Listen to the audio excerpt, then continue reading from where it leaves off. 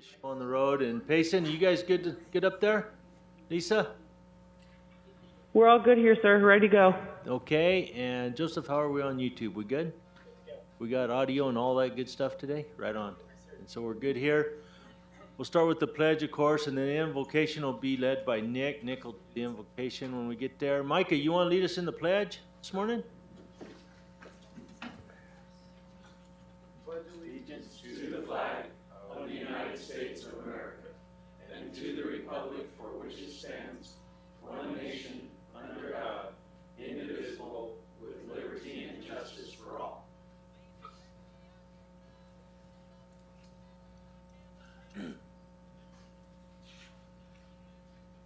Dear Heavenly Father, we're thankful for this day, and we're thankful for the Board of Supervisors to be able to convene, and we ask Thee to give them your Spirit, that they're able to make wise decisions and discern what is best for the county, and say these things in the name of Jesus Christ. Amen. Thank you, Nick.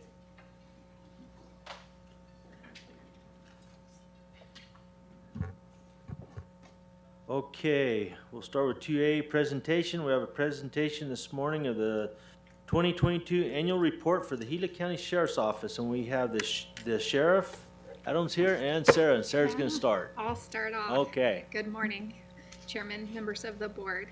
I'll be quick. I'll skim through this as always. If you guys ever want to meet with us or discuss anything more in depth, please feel free. And we'll just start, our mission statement and our values. The letter to the citizens from the sheriff is on the next slide. And then we go into the crime statistics, which is what everyone is most, the information that they like to see. So we have arrests on there broken down by felony and misdemeanors. We have the DUI arrests on there, collisions and citations, all broken down in their individual categories. The Administration Bureau is next. It kind of talks about everything that's under that. Next slide. We have the budget summary for the entire department and the budgeted positions for the entire sheriff's office.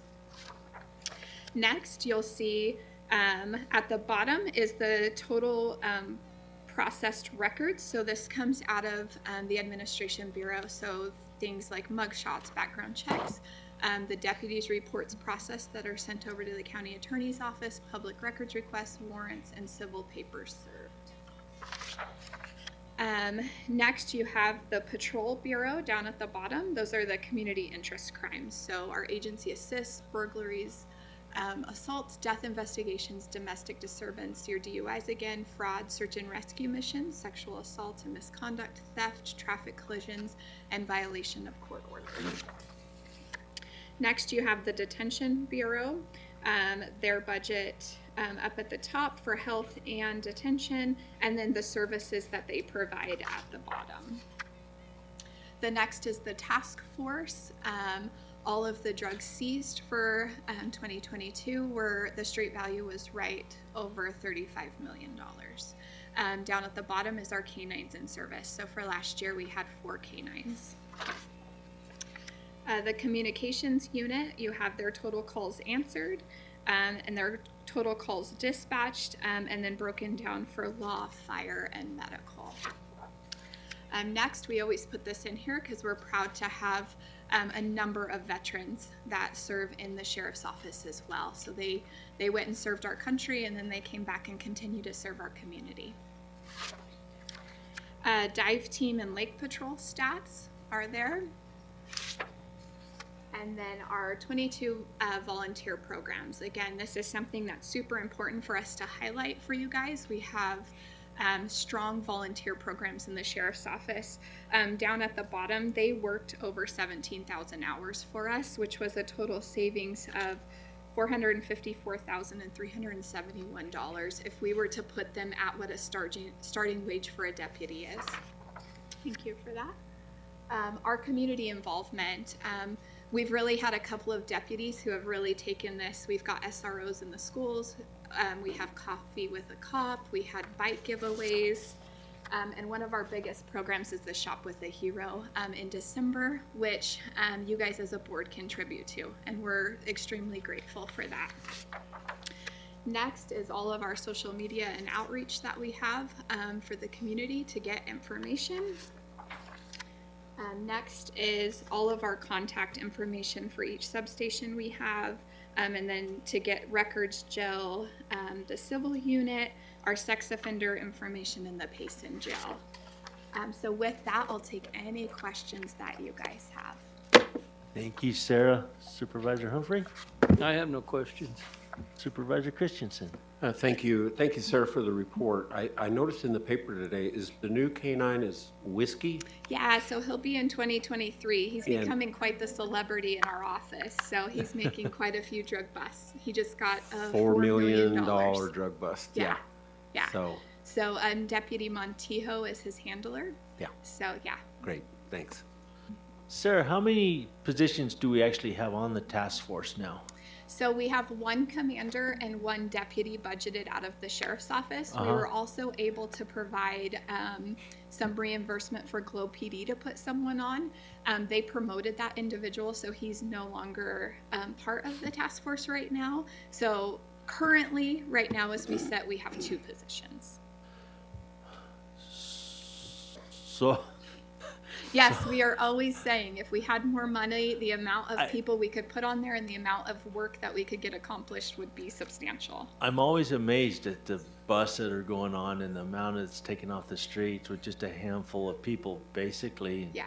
And to think what we could do with even twice that much. Absolutely, because Deputy Montijo with his canine, he is actually part of the patrol.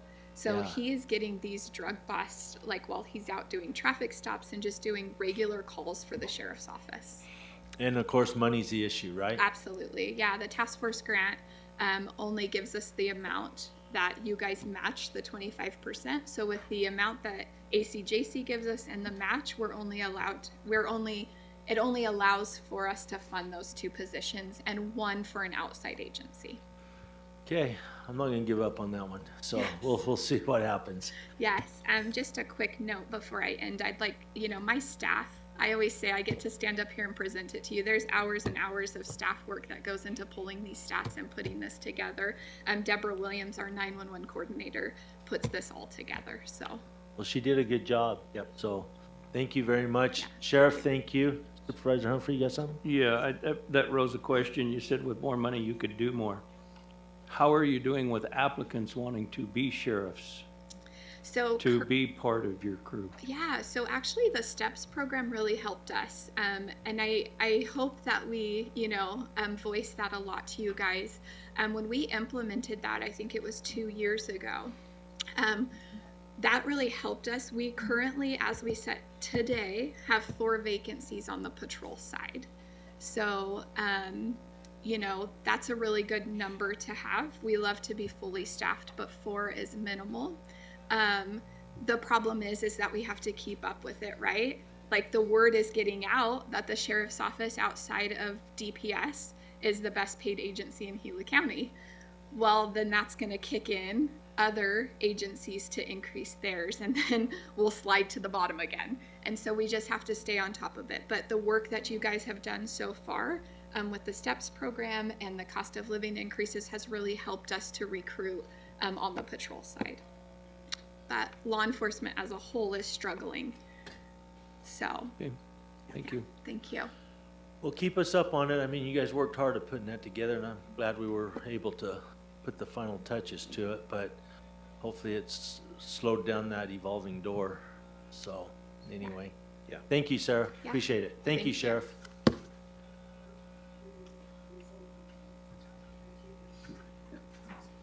We have IT issues, Joseph?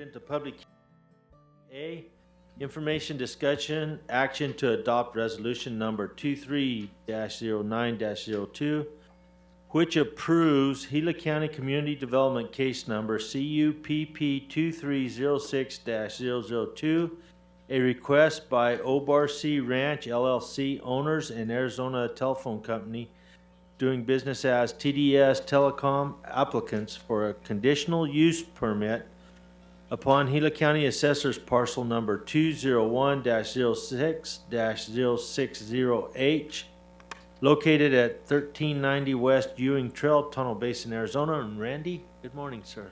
Morning, Chairman and Supervisors. So this is located out in Tonto. This is a 99.42 acre parcel. And where they're wanting to put the tower is roughly a third of an acre. And this is TDS Telecom is requesting this conditional use permit to put a 90-foot tower with a 4-foot lightning rod on top. As you know, that would make it 94 feet. And so per our zoning ordinance, it is required that all telecommunications come through a CUP process. They are allowed in all of our districts, but that is required to go through the CUP process. To date, we have had no support and no opposition to this tower. We have went through the public other meeting with the P&Z commissioners. They voted unanimously to approve. They have 11 conditions that they have that I'll read. That the development, operation, and maintenance shall be in conformance with the applications received June 29th, and amended project descriptions, the site plan specifications received on August 2nd, and the conditions of approval.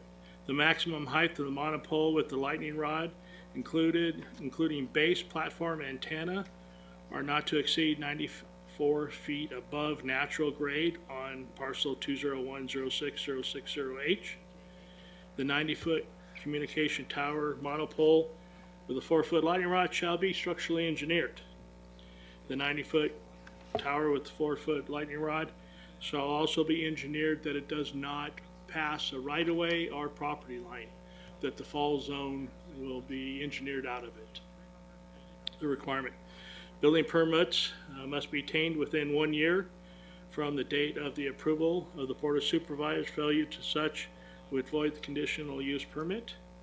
The 90-foot communication pole with the 4-foot lightning rod and power cabinet shall be removed from the property at the owner's expense immediately if the monopole becomes unusable or obsolete.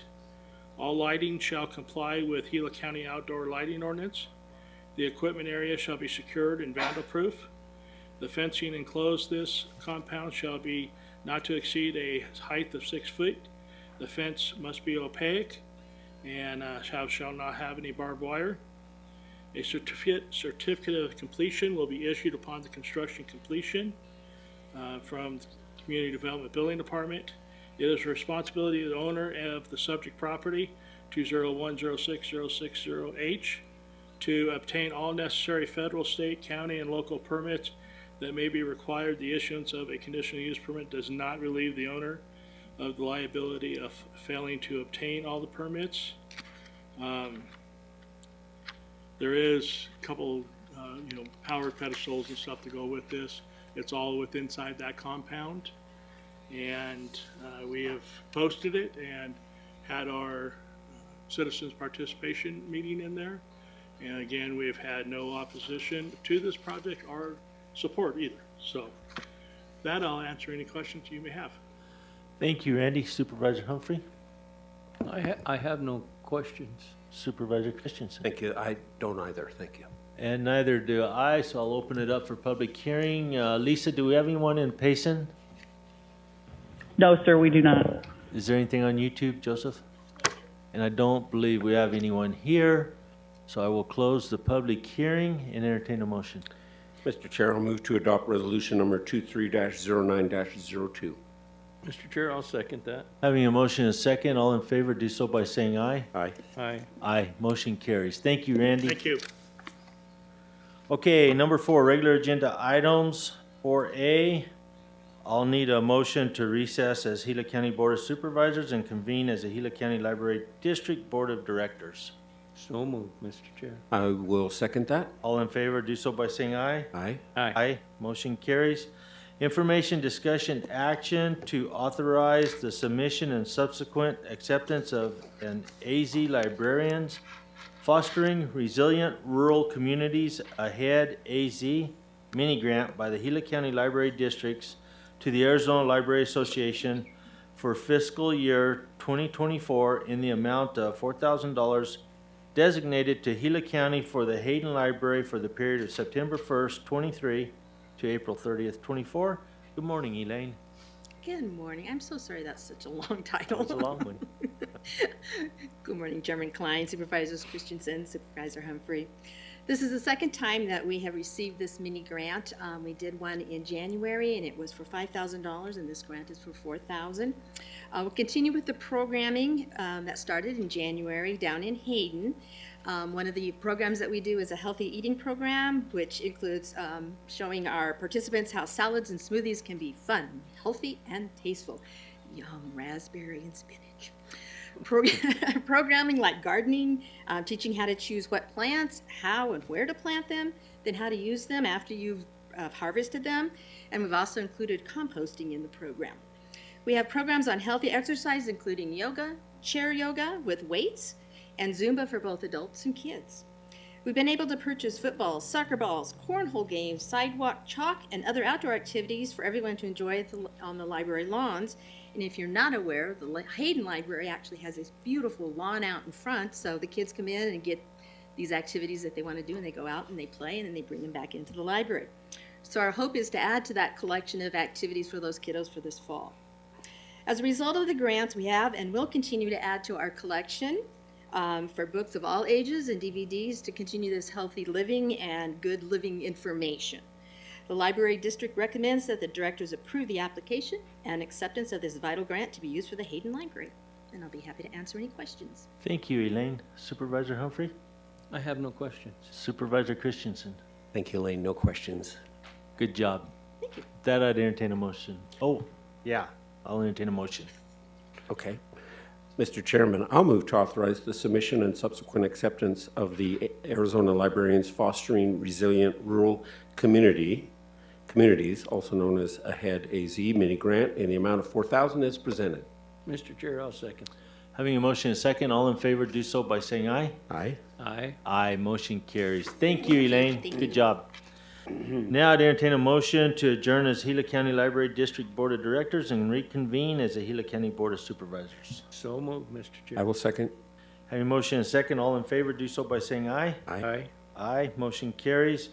On to 4B, information, discussion, action to adopt resolution number 23-09-05 in support of a grant application submitted to the Gila River Indian Community by the Pine Strawberry Fire District, authorizing Gila County to act as the fiscal agent for the Pine Strawberry Fire District and accept a gaming grant award on behalf of the Pine Strawberry Fire District in the amount of $39,149 for the critical automated cardiopulmonary resuscitation project. And Joel Brandt, I think, was going to present along with me, but I don't see him.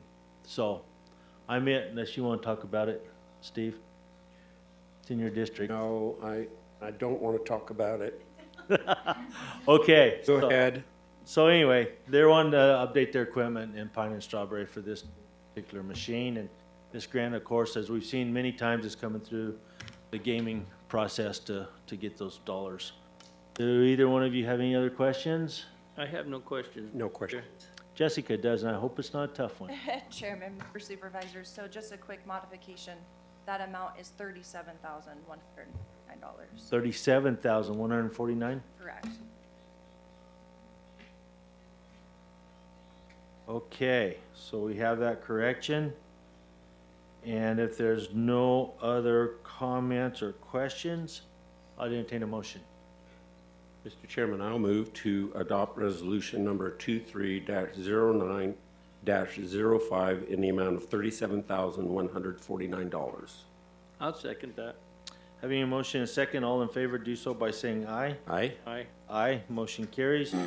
On to C, information, discussion, action to adopt resolution number 23-09-04 in support of a grant application submitted to the Salt River Pima Maricopa Indian Community by the Hells Gate Fire District, authorizing Gila County to act as the fiscal agent for the Hells Gate Fire District and accept a gaming grant award on behalf of Hells Gate Fire District in the amount of $158,138.05, which will be used for fire operations support, including repairs and maintenance. And Morris was supposed to be with us, but I don't see him either, so you're it. He wasn't able to make it.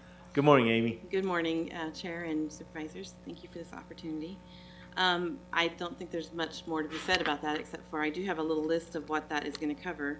And it is going to cover Fire Station 21 repairs, radio alerting system, connectivity repairs and upgrade, or UTV 21 repairs and upgrade, Fire Station 22 repairs, and fire apparatus nozzle replacement. So it's going to be a nice chunk of money to cover a nice amount of things that they need to do. Thank you, Amy. Any questions, Supervisor Humphrey? I have no question. Supervisor Christensen? Thank you, Amy. No questions. Thank you. And I'm good as well. Thank you, Amy. With that, I'd entertain a motion. Mr. Chair, I move to adopt resolution number 230904.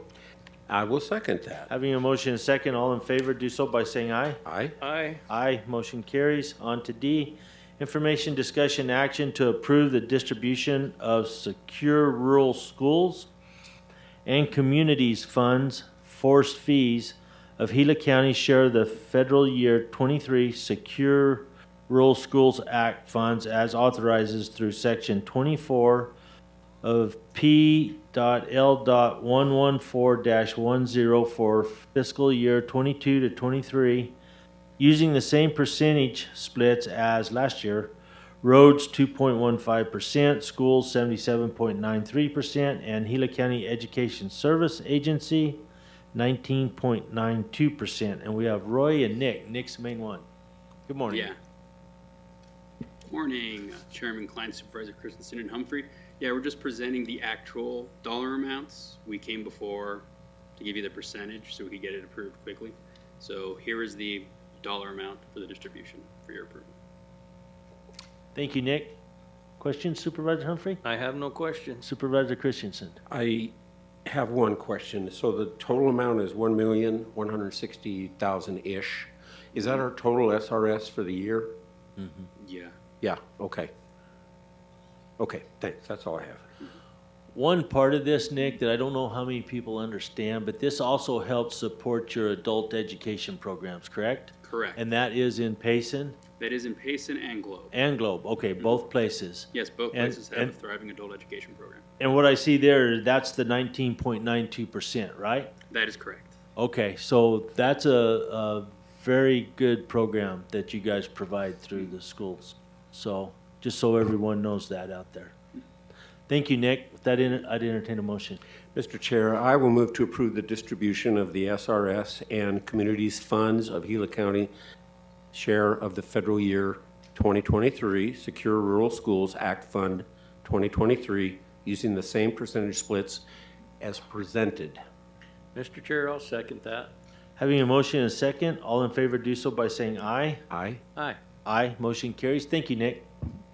On to E, information, discussion, action to approve amendment number 3 to an intergovernmental agreement, contract number CTR 055209 with the Arizona Department of Health Services in the amount of $204,367 to enhance current public health emergency preparedness activities July 1st, 23 through June 30th, 24. Good morning, Carl.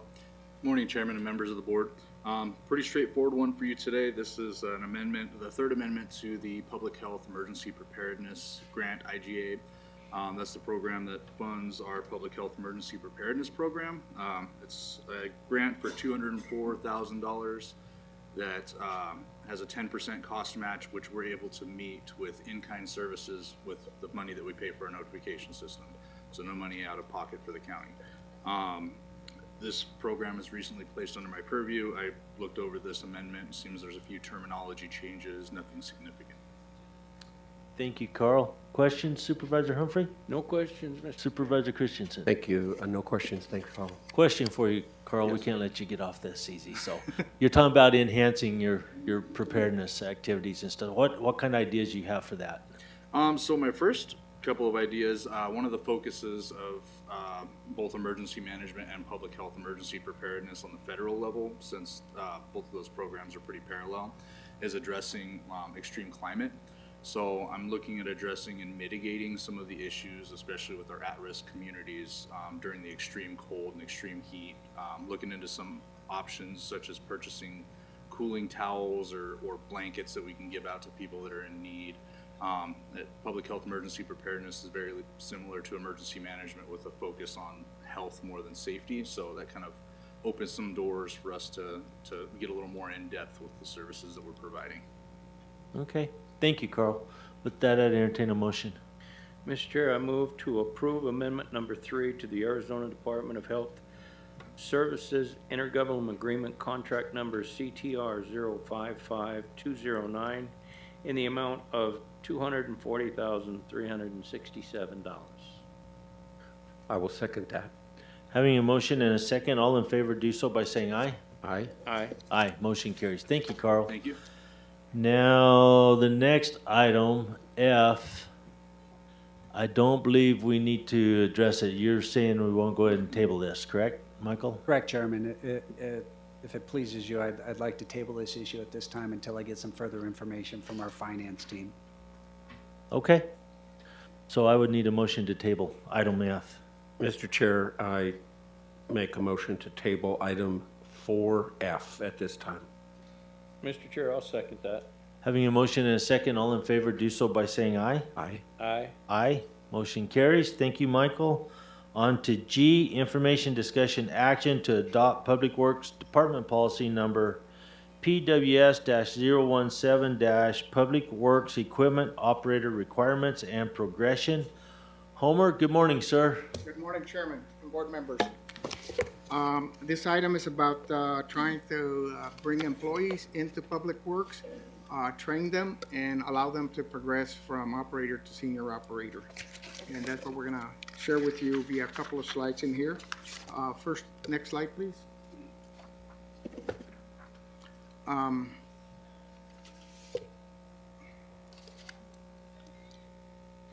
if you would like, I could...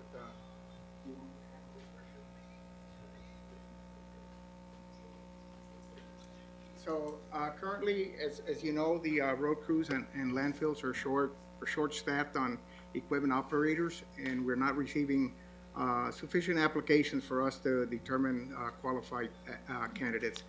Today at Star Valley, for instance, we have 7 vacancies out of about 10 positions that are available.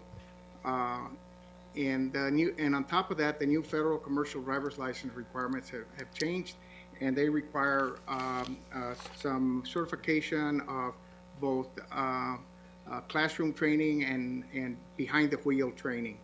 And we're going to talk about that a little bit more in a future slide.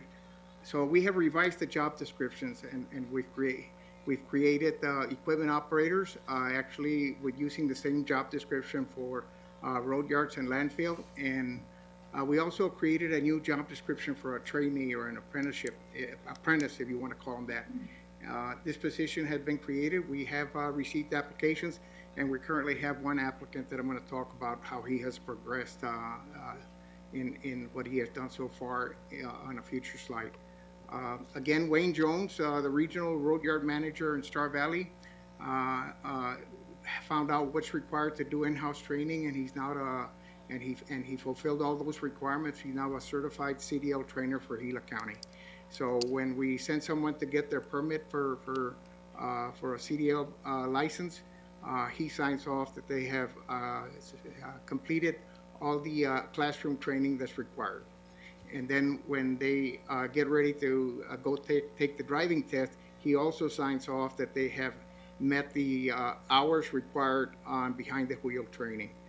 So Wayne does that. He does that either personally or by supervising someone else to do that. The proposed plan right now is being implemented with a few of our employees. We have an apprenticeship. The apprenticeship has been with us a number of months, and today, this week, he'll be getting his CDL permit, as a for instance. We also have another operator that came in without a CDL. He had heavy equipment experience, and one of the things that we did is change the job description to allow us to hire an operator with heavy equipment experience. You'll see a little bit more details on a slide, so I'm just going to summarize it as it pertains to this particular employee. This employee also has met all the classroom training and will be getting his CDL permit this week.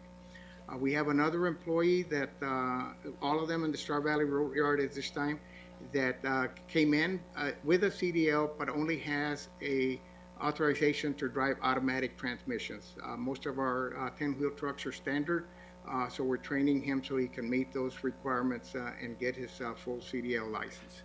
That's a type of training and that's taking place at this time. Next slide, please. So we can hire, this slide has to do with the road maintenance and landfill equipment operator. What's required for us for a person to apply and to come in as at this position. They no longer need a CDL, even though the CDL is very important, but we are requiring that they within 3 months of employment that they pass the written portion of the CDL testing. We're requiring for them to do that. Those that have come in have met this requirement.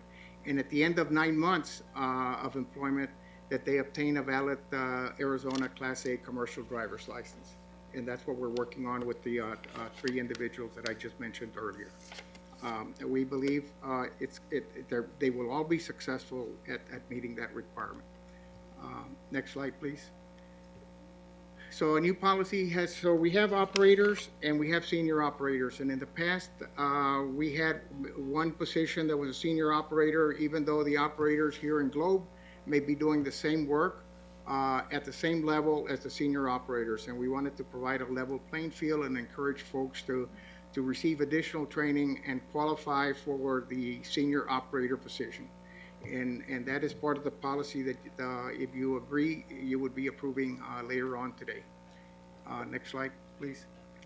So what an external candidate for the senior operator, if somebody were to come to us, and I'm not talking about the operator position anymore.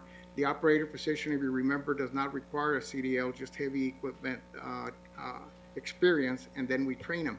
But somebody could come and apply for a senior operator position. They would have to have a Class A CDL with tanker endorsement, 3 years of experience actually driving using that CDL, and meet some of the other requirements that are in the job description. If they don't have that, then we would hire them as an operator. However, our internal candidates will automatically be promoted from operator to senior operator when they meet the following qualifications, and this is what the policy that we're presenting to you is about. Number one, that they be here at least a year employment with Public Works as an equipment operator. That's one of the requirements to progress from operator to senior operator. We wanted to make sure that there was a time frame, and the minimum that we think is 1 year. They would also need to get a Class A commercial driver's license with the tanker endorsement.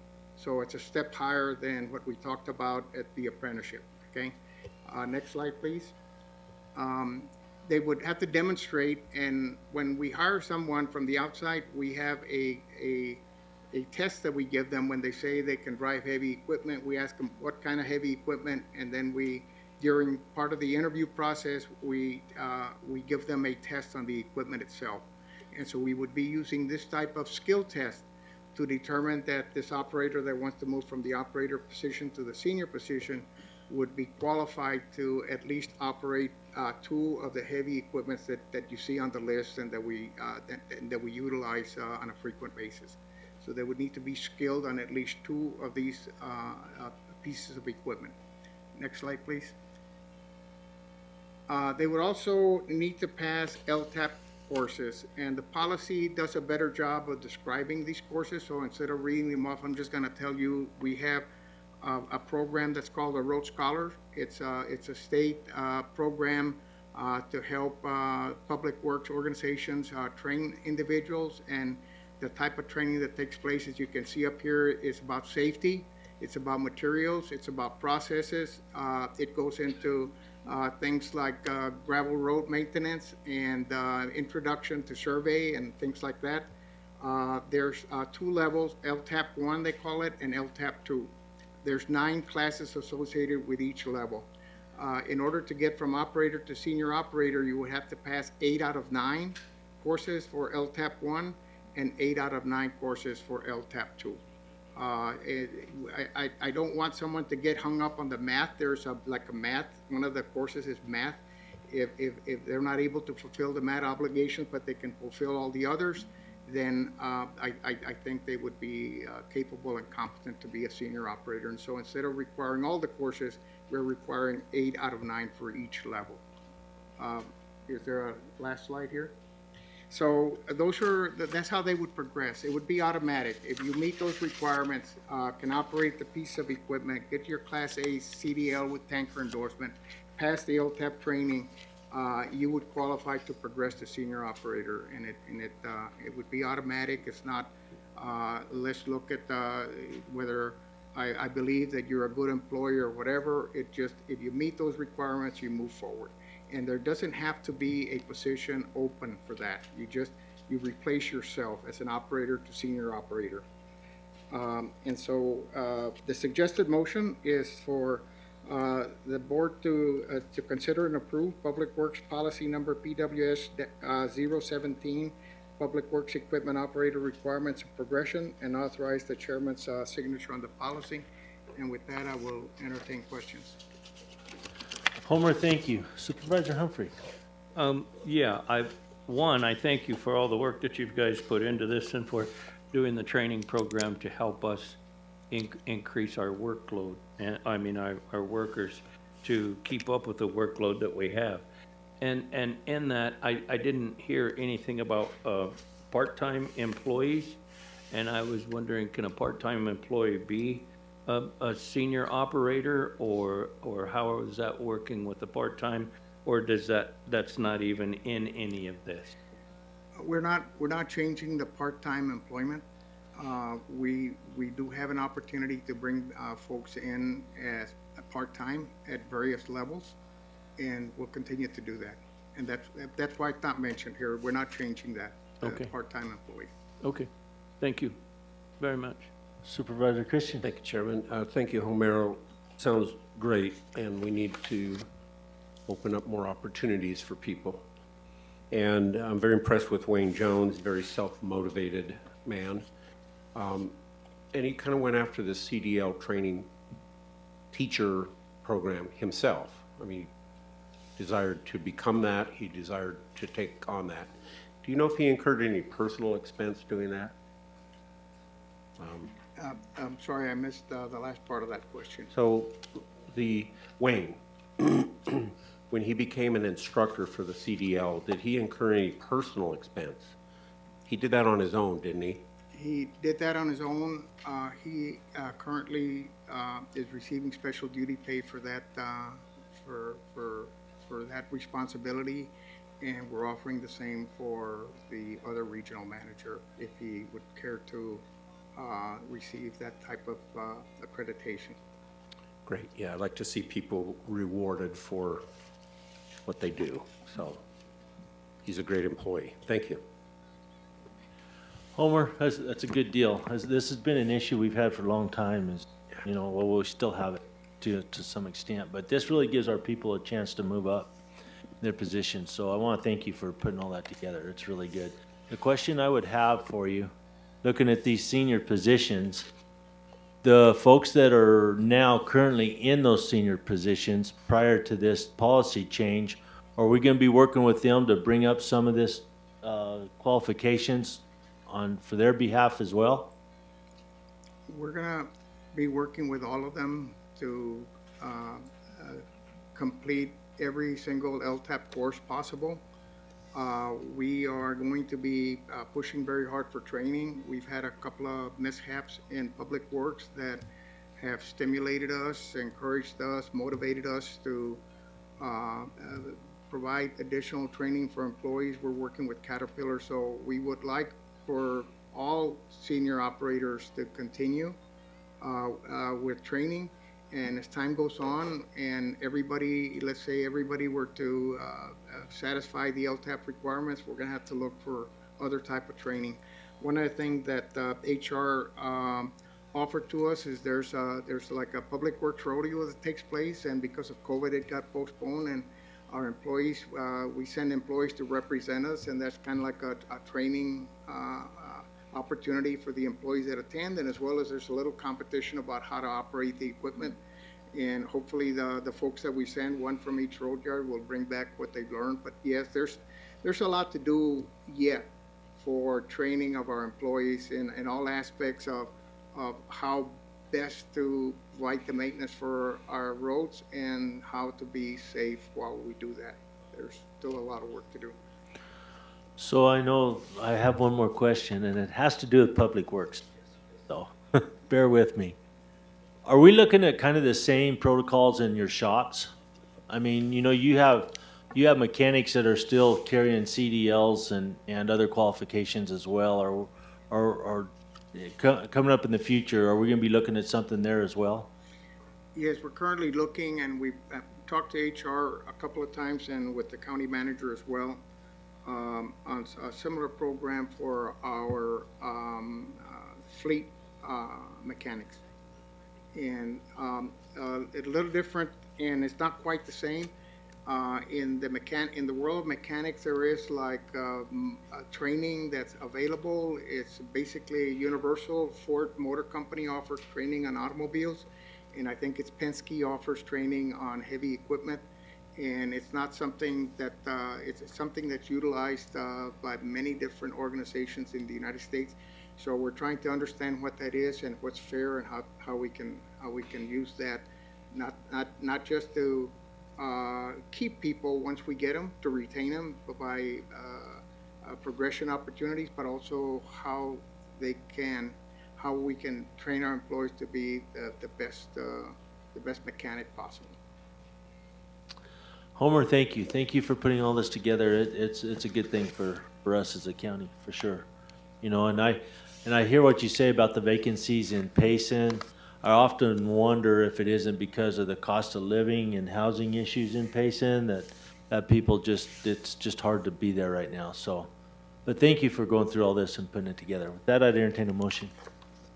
Mr. Chair, I move to adopt Public Works Department Policy Number PWS-017. I will second. Having a motion and a second, all in favor do so by saying aye. Aye. Aye, motion carries. Thank you, Homer. Thank you. On to H, information, discussion, action to approve service agreement, Pinal County contract number 204926R0Q, whereby Dibble Engineering will provide engineering design services to Gila County for the Gibson Ranch Road Improvements Project in an amount not to exceed $60,000. And Tom, good morning, sir. Good morning, Mr. Chairman and board members. So this is for Gibson Ranch Road, and this is a request for approval to use Pinal County Cooperative Contract Number 204926ROQ with Dibble Engineering to perform engineering design services. Gila County Public Works is proposing to use this contract with Dibble Engineering to perform engineering design services for the Gibson Ranch Road Improvement Project. Dibble will perform engineering design services for the project. Again, this will be for Gila County. We've used Dibble Engineering in the past and developed a good working relationship with them. And Dibble has expertise and knowledge on these types of projects. So Dibble is going to prepare construction plans for a double chip seal surface on Gibson Ranch Road. It's approximately 2.5 miles. And Gibson Ranch is also known as Forest Service Road 412. So our Public Works Director is recommending that the Board of Supervisors approve use of this on-call contract with Dibble Engineering in an amount not to exceed $60,000. And as a suggested motion, we would like to recommend that Dibble Engineering provide engineering design services to Gila County for this project not to exceed $60,000. And I'll be happy to answer any questions. Thank you, Tom. Supervisor Humphrey? I have no questions, Mr. Supervisor Christensen? Yeah, thank you, Tom. I don't have any questions. Tom, thanks. I know that road needs it really bad, so sooner we can get it done, the better. But thank you for that. With that, I would entertain a motion. Mr. Chair, I'll move to approve service agreement Pinal County contract number 204926ROQ with Dibble Engineering with a not to exceed amount of $60,000. Mr. Chair, I'll second that. Having a motion and a second, all in favor do so by saying aye. Aye. Aye. Aye. Motion carries. On to I, information, discussion, action to award a contract in response to invitation for bids number 071023-Gila Road Improvements Project to Cactus Transport Second LLC, doing business as Cactus Asphalt, in the amount of $422,987.05. That includes a 20% owner contingency in the amount of $84,594.41 for a total agreement amount of $507,584.46. Tom, hear it again. Good morning, Mr. Chairman, board members. So this is a request, this is Gila Road, to award bid number 071023, Gila Road Improvement Project, to Cactus Transport, also known as Cactus Asphalt. We only had one bid on this project, and it was in the amount of $422,987.05. We have included a 20% owner's contingency of $84,597.41.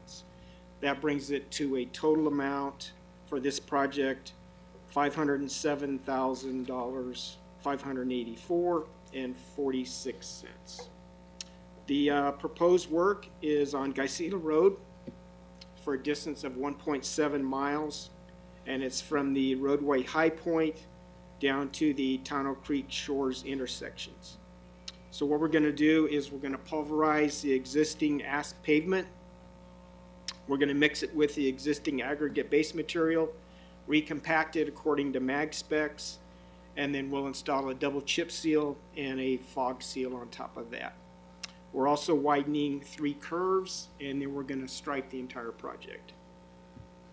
Gila is 2-lane roadway. It's got an average daily traffic of 596 vehicles, and it provides access to Gila and the Tonto National Forest. So the objective is to improve the driving surface and improve drivability of those 3 curves. As a recommendation, our Public Works Director recommends that we award this bid 071023 to Cactus Transport, also known as Cactus Asphalt.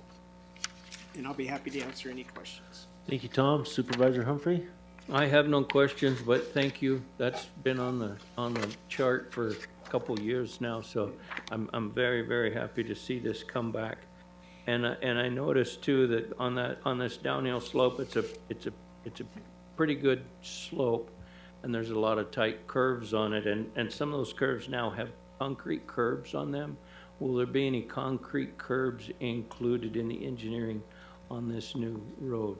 Not unless we do it as a change order. It's, once we get into the project, if we need to take a look at those, we could do a change order for those. Yeah, I mean, I'm not encouraging change orders, but I know that due to the steepness of it and the runoff that actually hits the road, I was just wondering if that's why the concrete curbs were there, or maybe they could be kept. I don't know. Yeah, we're going to try to keep the ones that are there. We're aware of them, and I'm not sure why they were put in originally, but we'd like to keep them. No further question, Mr. Chair. Tom, thank you very much. Supervisor Christensen. Thank you, Tom. I think those curbs were put in to prevent erosion, but I'm hoping that you're probably going to redirect and make sure the flows are all correct. So, Correct. yeah. We'll get the water off the roadway down into the ditches. Yeah, it's time to get that road redone. I remember when that was all dirt. So, yeah. Thank you, Tom.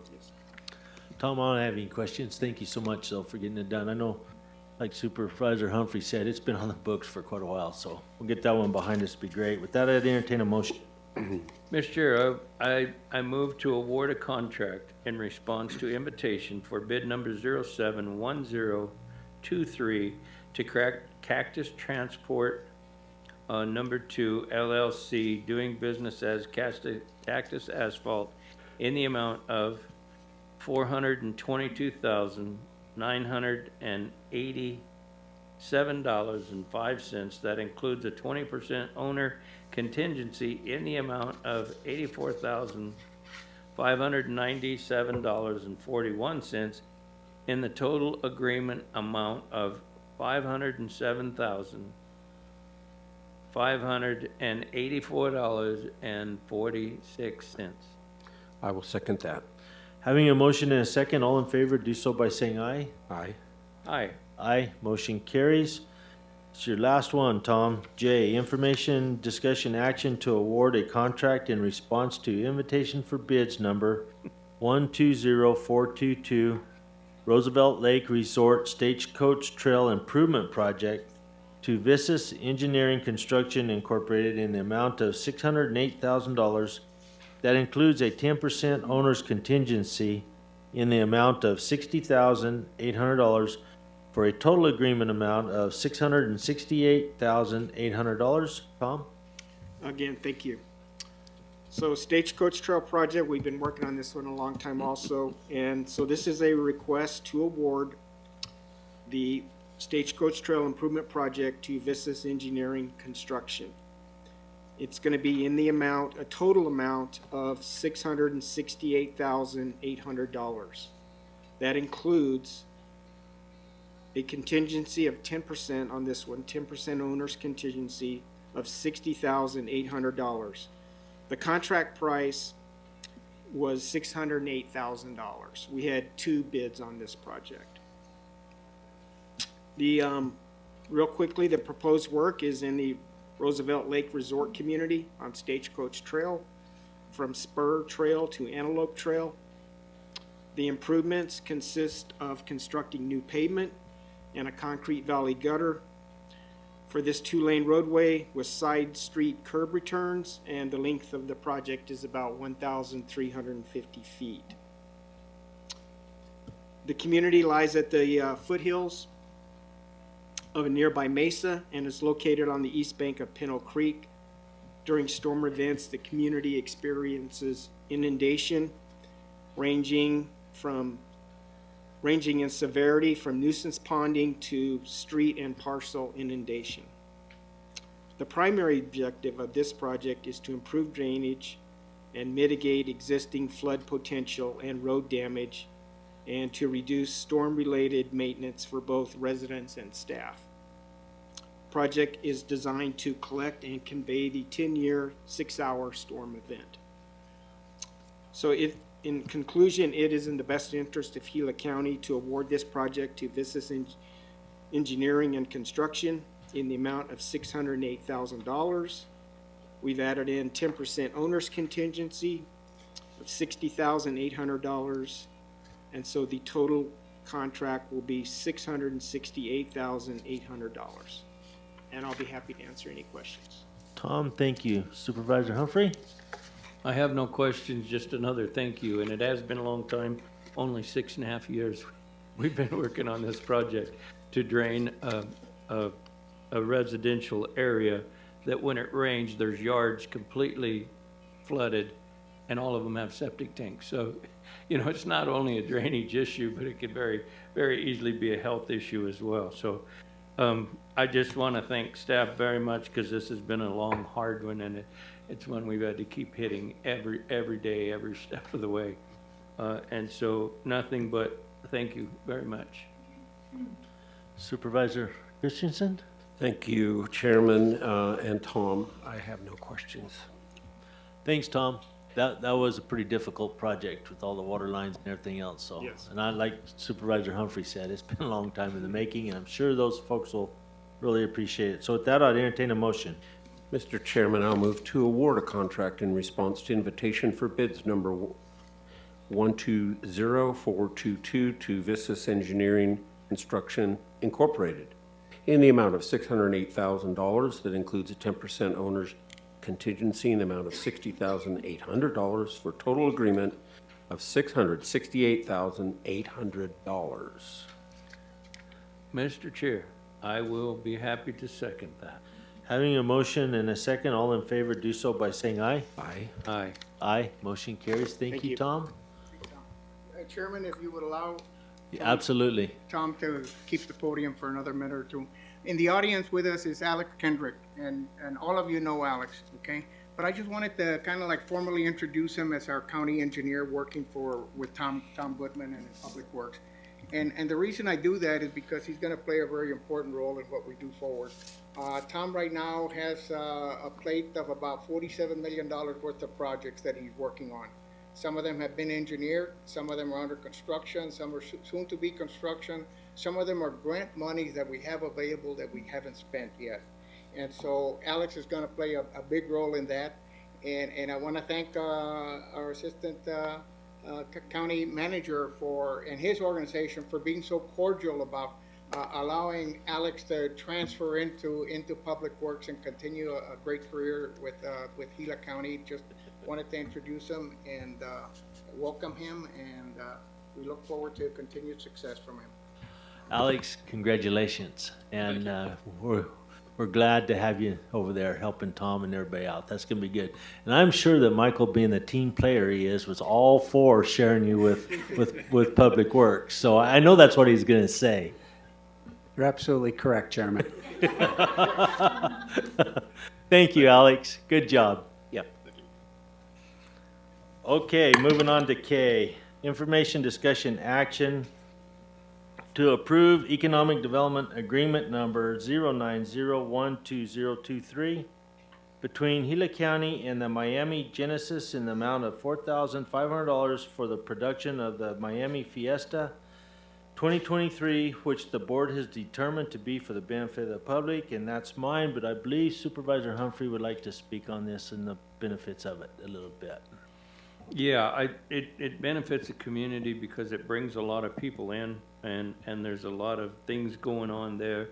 There's a lot of history in that as well, and so it's something that they do every year, and it, like I said, it brings a lot of people, and there's a lot of history of the area in that as well, and I do believe that that's something that we partnered on. We did, and so I wanted to bring that up as well, and so, you know, I appreciate that we were able to help things in the community that help give back to the community. So, thank you very much. Do we know how long this has been going on, year-wise? When did they start this? Does anybody know? Yeah, it's been a long time. Yeah? Cool. You want to be a part of this?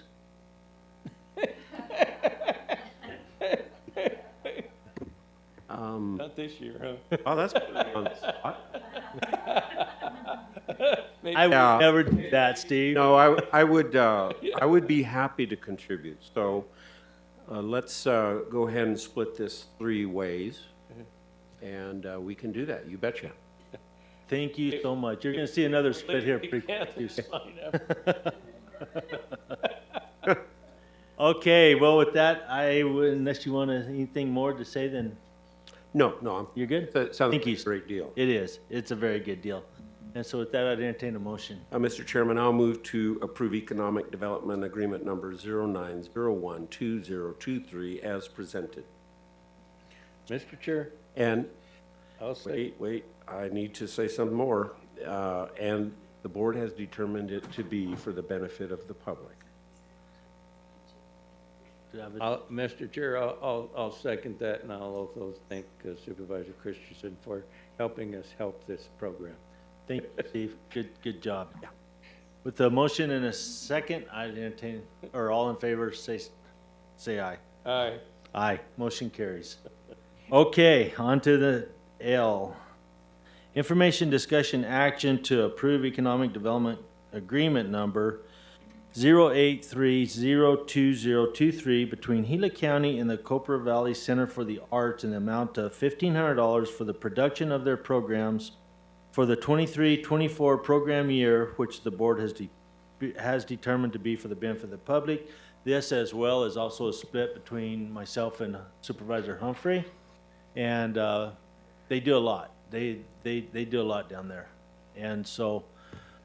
Any questions, Supervisor Humphrey, or is there comments or? No, I have no question, but they do a lot of training with the kids and Yeah. as well as adults in the community, and put on a lot of plays that benefit the Center of the Arts, and so I think it's great for the community, and like I say, I appreciate the help on it, and that's all I have. Supervisor Christensen? Yes, I have a note here on some of the other stuff. It's not 1,500, it's 3,000. Is that correct?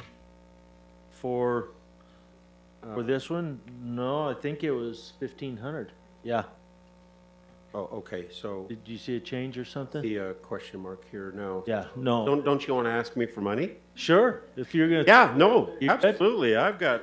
Right on, we're on a roll. Yeah, well, I- Weekend. Yeah, we'll do it. So I'd be happy to contribute to this one as well. Okay, thank you, sir.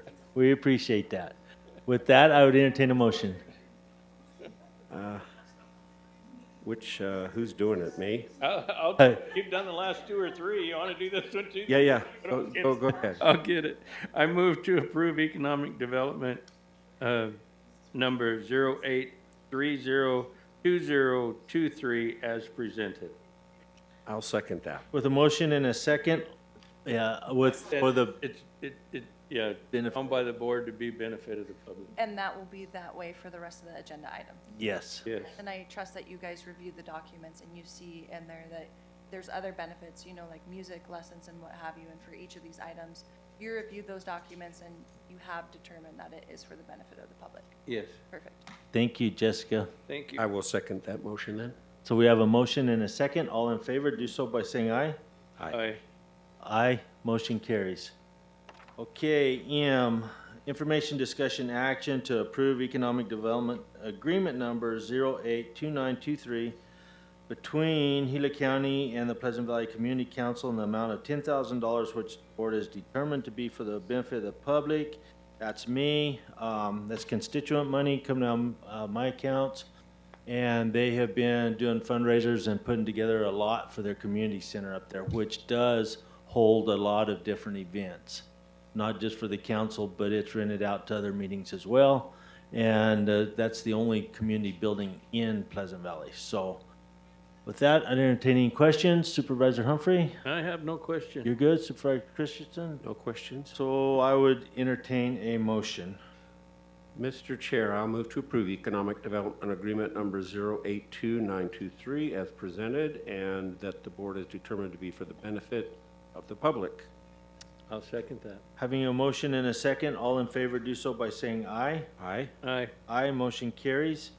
N, information discussion action to approve intergovernmental agreement number 083123 between Gila County and the Water Wheel Fire and Medical District in the amount of $19,000, which the board has determined to be for the benefit of the public. And if I'm not mistaken, that's a three-way split with all three of us. And what this is about is the little fire district there needs to go through and replace a lot of their fire hose. And so that's what the money's going for. Hose, regardless of if you use it every day or you don't, after it sets for so many years in the weather and whatever else, it gets bad. It goes bad. It won't hold pressure. So all three of us has agreed to split this, which is a really good thing and a really good purpose. Supervisor Humphrey, you have any questions or comments? I have no questions or comments, and I'm glad to do it, but maybe they can reach out for some of the grants from the gaming district in the future. But yeah, no, I'm very happy to do this for them to help them with that. Didn't they try that and it didn't go through? Yeah. Yeah. Yeah, we've been trying to guide them along that way. Chief Morris at Hell's Gate is really good. It'd be good if those two could sit down around the table and get together on that. But absolutely, you're right, because they pay for a lot. Yeah. Yeah, it's just people don't realize how strapped for cash the fire districts are. They are. To be able to do it, it's devastating for them to face a bill like this, but it's for public safety. I'm happy to contribute. Yeah, and every one of them's about the same. So with that, I'd entertain a motion. Mr. Chair, I move to approve intergovernmental agreement number 083123 as presented, and the board has found it to be beneficial to the public. I will second. Having a motion and a second, all in favor do so by saying aye. Aye. Aye. Aye. Carries. On to O.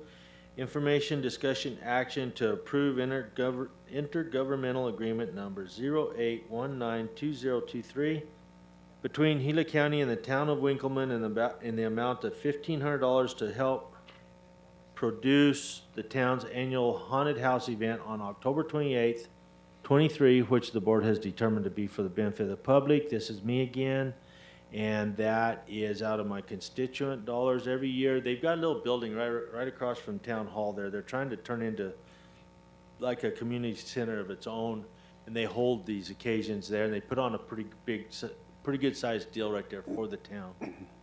Supervisor Humphrey, any questions or comments? No questions or comments, Mr. Chair. Supervisor? Neither do I. Thank you. You're good? With that, I'd entertain a motion. I'll move, Mr. Chairman, to approve intergovernmental agreement number 08. Is this? 19. Yeah. Okay. 08192023 as presented to be. The board has determined it to be for the benefit of the public. Mr. Chair, I'll second that. Having a motion and a second, all in favor do so by saying aye. Aye. Aye. Motion carries. You guys, thanks for all of that going through there. That's really good to see all three of us working together between our different districts for the good of the county. So That's good. I think it's really good. Yeah.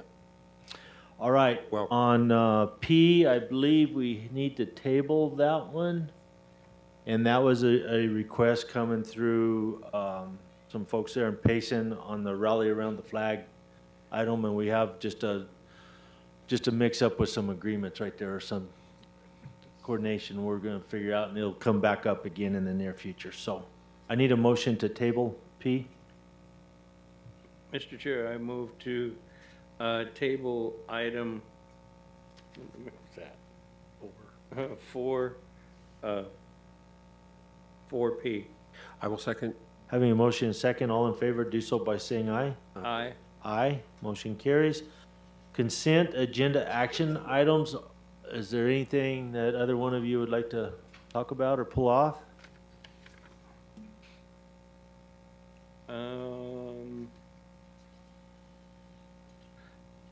Just one. I would like to just, and not for discussion or pull off, just to welcome Spencer Scott to the Gila County Planning and Zoning Commission. Oh, cool. Yeah, I said I'm not gonna pull it, just a comment to welcome him. Is he from Globe or Payson? Where's he from? He's from Tonto Basin. Oh, okay. Right on. Yeah, and I figure with the bridge going on and stuff, that's kind of where we're looking at more growth, coming in. So that's why I felt someone from I've got a couple people from Tonto Basin on the commission now. Cool. Because I think that once that bridge is finished, we're gonna get some infrastructure in that area. Well, with that, I'd entertain a motion to accept the consent agenda action items or approve them. Mr. Chair, I move to approve consent agenda items 5A through 5E. I will second. Having a motion and a second, all in favor do so by saying aye. Aye. Aye. Motion carries. Number 6, call to the public. Lisa, do we have anyone in Payson? No, sir. Okay. Do we have anybody comments on YouTube, Joseph?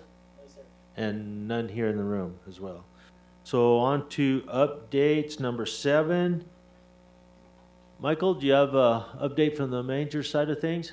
I do not at this time, sir. Okay, thank you. Supervisor Humphrey. No, just just same stuff, meetings, been on the radio, attended the Cattle Growers Association luncheon on Saturday. And it's good just to stay in front of the public and see what's going on in the community. So that's about it, Supervisor. Okay, good deal. Supervisor Christensen? I'll fill you in on a recent trip to Washington. You bet. Wednesday morning. The whole purpose was to go and visit with representatives, senators, and that, and put my hat in my hand asking for PILT money. So the PILT money is payment in lieu of taxes. It's very important to Gila County, and we received just under $4 million approximately. This is not a continually funded thing, so we have to go back every year and beg for it, make sure they don't cut it out. It'd be devastating to us to do that. So they will meet with 9? We went to 9 different offices of representatives and senators, met a lot of people. They were all really in favor of funding PILT. So I don't think we're in danger of losing PILT at this point, even with the very conservative groups that are saying, you know, we're spending too much, we're going to have to make some cuts, and we may have a government shutdown. PILT doesn't seem to be one of those things that anyone's willing to cut. Alongside of that was also the SRS, which we talked about earlier. We get about $1.6 million for Save Rural Schools. That's timber money in lieu of not cutting timber money, and so that was also something we did. It was very organized. We just were able to walk right in, and it all happened. It was a really great visit. I look forward to doing it again. The travel was kind of a bummer, but the actual being there was great. I will make a comment. The whole place is ornately, magnificently gilded at every level. You cannot believe the size and magnitude of the buildings, the columns, the Supreme Court. The most elaborate of them all was the Library of Congress. When you go inside of that, you cannot believe what that is. I mean, it's just you can't even swallow in there. And I got my library card for the Library of Congress. Yeah, so I was able to actually go down. See, the public can't actually go in there. You have to have a library card. So we got a library card, and we actually went down into the actual library. It was pretty cool. Was on KMOG yesterday. That went really well. That always goes well. And we are still on track for the Hash Knife Monument. That's probably going to be a ceremony sometime toward the end of October. We're just starting to work on that now. So we'll have more to come on that. The actual bronze is almost completed at this point. Just got a video on it yesterday. And they're doing the final welding, that kind of stuff. Patty Powers was amazing. She's our lady in Washington that is our lobbyist, and so she was very helpful. Really worked out great. So thank you. Good trip then. You had. I'm sorry? A good trip. I had a good trip, productive and enlightening, and I'm willing to go back. Cool. Yeah. Okay, so before I tie into some things here I want to read a letter from one of our past deals we pushed through for the local VW here. We helped fix their roof on their building to the tune of quite a bit of money. Yeah. So I want to read this letter to you, and it's addressed to the Gila County Board of Supervisors. On behalf of VFW Post 1704, I thank the Gila County Board of Supervisors for your support of our association. Our new roof, made it possible by your generous contribution, was completed on August 4th, 2023. You allow us to continue our services and sponsorships to our veterans, their families, and our communities. We are able once again to be a resource for the community as a rental hall for various private and community events. VFW Post is dedicated to honoring excellence, promoting patriotism, and investing in our future generations in the Globe Miami community. We are grateful to you for helping ensure that the Post building's proud 75-year history as home to our local veterans from all branches of service will continue to be a beacon in our community. Thank you for joining us with this patriotic spirit to make this a house of honor and to serve our veterans who have valiantly fought to protect our freedom and for our community which supports them. This was signed by John McBride, Junior Vice Commander. And so it's always good to see those projects be done and us be able to be a part of them. I mean, that was a lot of discussion to get to that point. A lot of discussion. So it worked out very well, and it sounds like they're on their way now to have their building back.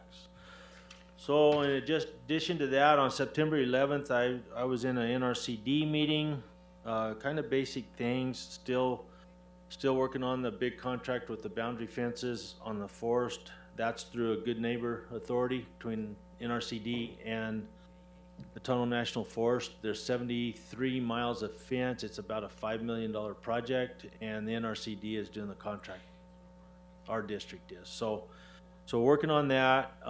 We have some election stuff coming up on our next one. We're going to be working on that, and probably reseat officers on the board as well. But it was a very good meeting. On September 13th, myself and Kathy, we made it to Payson in time to set in on the election integrity meeting with Dr. Franks. We got hung up a little bit, so I only was in there for about an hour.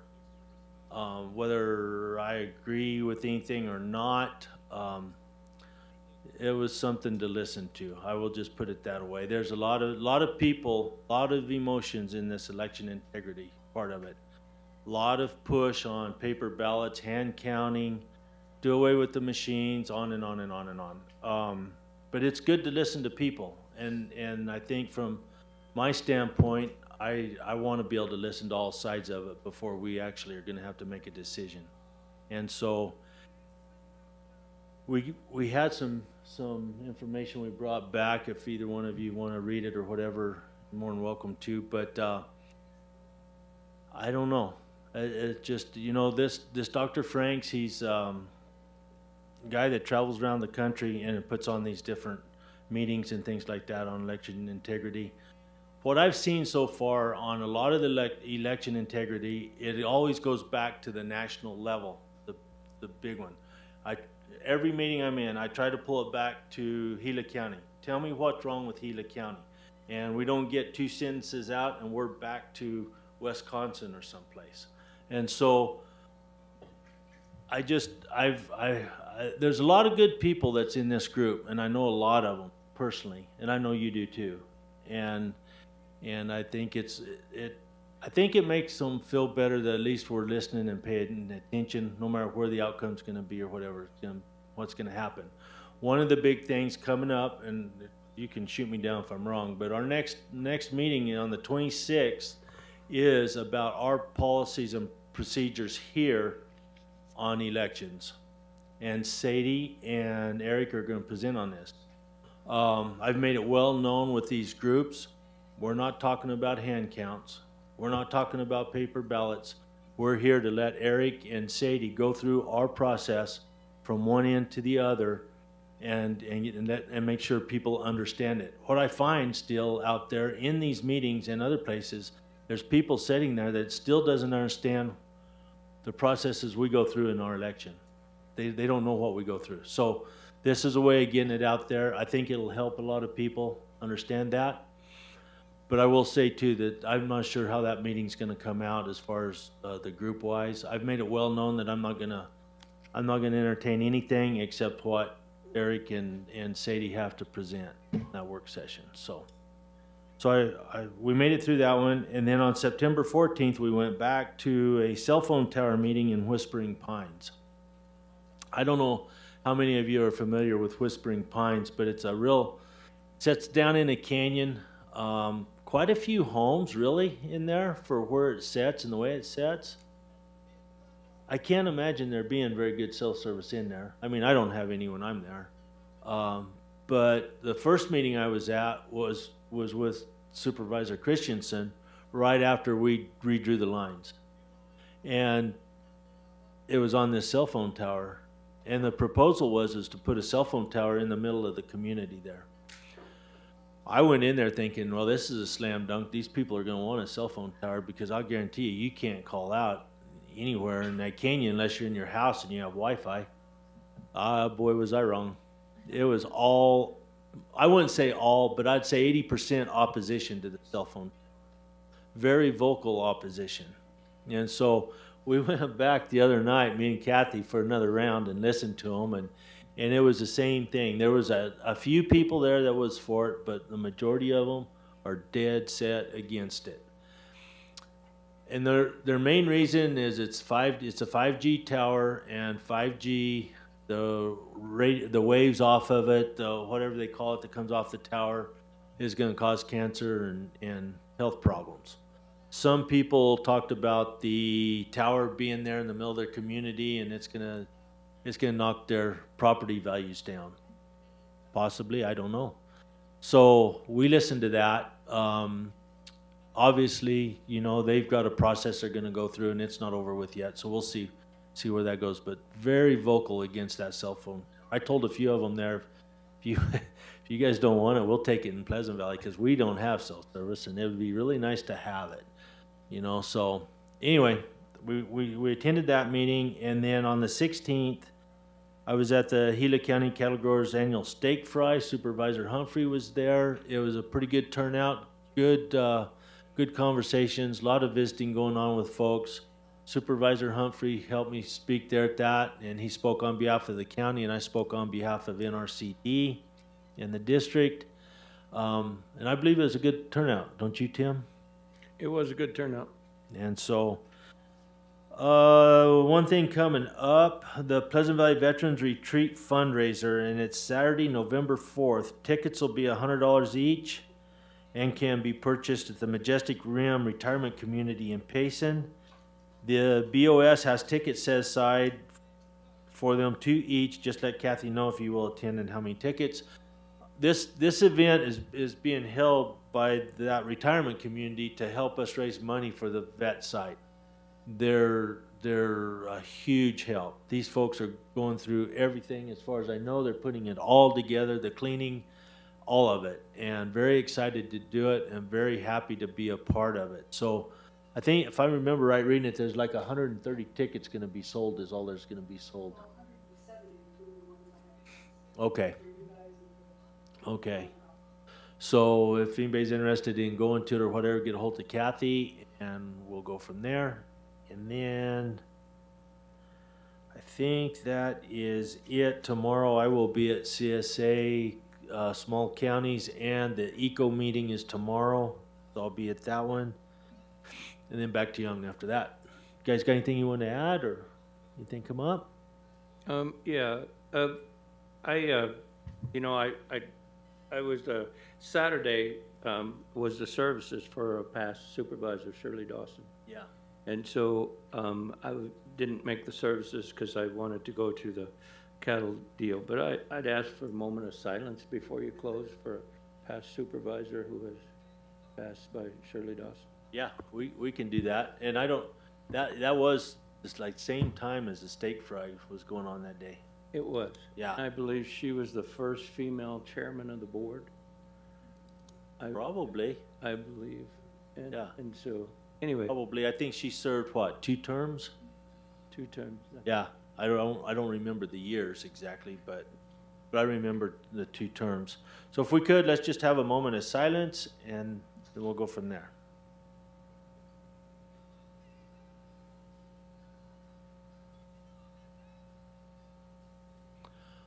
Okay, thank you. And if there is nothing else, I think I got a lot of papers to sign. So I'll adjourn the meeting. Thanks.